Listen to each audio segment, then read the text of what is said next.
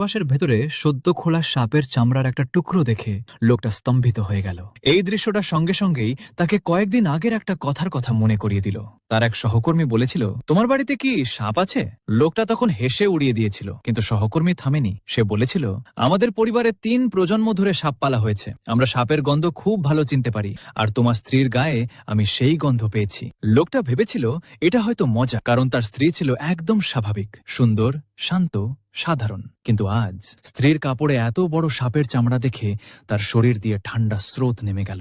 অদ্ভুত ব্যাপার হলো, তার স্ত্রী এই দৃশ্য দেখে একটুও বিচলিত হল না, বরং শান্ত গলায় বলল, হয়তো বাড়িতে কোথাও সাপ আছে। এই উত্তর লোকটার ভয় আরও বাড়িয়ে দিল। সে ঠিক করল পরের দিন প্রপার্টি ম্যানেজমেন্ট ডেকে পুরো বাড়ি চেক করাবে। পরের দিন সে অফিসে ছিল। হঠাৎ প্রপার্টি ম্যানেজমেন্ট থেকে ফোন এলো। তারা বলল, আপনার বাড়িতে আমরা সাপ পেয়েছি। শুধু একটা না, পুরো একটা বাসা, কমপক্ষে 100 সাপ। তারপর তারা ছবি পাঠালো। বিছানার নিচে গিজগিজ করছে সাপ। এই দৃশ্য দেখে লোকটার পা কাঁপতে শুরু করল। সে প্রায় অজ্ঞান হয়ে যাচ্ছিল। এই সময় সহকর্মী আবার বলল, এটা কোনো কাকতালীয় ঘটনা না, এটা একটা মা সাপ যে তোমার বাড়িকে নিজের বাসায় পরিণত করেছে। তারপর সে হঠাৎ জিজ্ঞেস করল, বিয়ের পর তুমি কি কখনো তোমার স্ত্রীর সাথে একসাথে থেকেছে?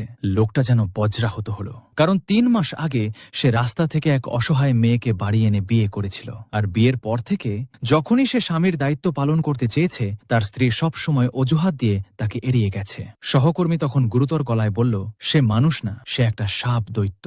সে এখনো পুরোপুরি মানুষে রূপান্তরিত হয়নি। তার 99 বার খোলস বদলানো লাগবে, আর 3 দিনের মধ্যে সে শেষবার খোলস বদলাবে। সেই সময় সে সবচেয়ে দুর্বল থাকবে, এবং তখনই সে একজন মানুষের সাথে সম্পর্ক করবে নিজের শক্তি পূরণের জন্য। আর যে পুরুষ তার সাথে থাকবে সে 7 বার হাসবে, তারপর রক্তক্ষরণে মারা যাবে। এই কথা বলে সহকর্মী তাকে একটা কাঠের বাক্স দিল, বলল, এটা সঙ্গে রাখো, ঠিক সময় এটা তোমার জীবন বাঁচাতে পারে। লোকটা পুরোটা বিশ্বাস না করলেও বাক্সটা নিয়ে বাড়ি ফিরল। সেই রাতে সে আবার স্ত্রীর কাছে গেল, কিন্তু এবারও প্রত্যাখ্যান। বরং স্ত্রী বলল, আর 3 দিন অপেক্ষা করো। এই কথাটা শুনে লোকটার বুক কেঁপে উঠল, কারণ এটা একদম সহকর্মীর কথার সাথে মিলে যাচ্ছে। এরপর আরো অদ্ভুত কিছু হলো। তার স্ত্রী প্রস্তাব দিল, চলো 3 দিন পর আমরা একটা পাহাড়ি জায়গায় ঘুরতে যাই। সে বলল, আমার এক বন্ধু সেখানে গেস্ট হাউস খুলেছে। লোকটা পরে খোঁজ নিয়ে জানতে পারলো ওই জায়গাটা কোনো টুরিস্ট স্পট না, ওটা একটা ভয়ঙ্কর সাপের পাহাড়। তবুও সত্য জানার জন্য সে স্ত্রীর সাথে সেখানে যাওয়ার সিদ্ধান্ত নিল। পাহাড়ে পৌঁছে লোকটা ভয় পেয়ে বলল, চলো ফিরে যাই, এখানে সাপ আছে। তার স্ত্রী হেসে বলল, যেখানে সাপ থাকে সেখানে প্রকৃতি আর শক্তি সবচেয়ে বেশি থাকে। তুমি এতদিন কাজ করে ক্লান্ত, তাই তোমাকে এখানে বিশ্রাম দিতে এনেছি।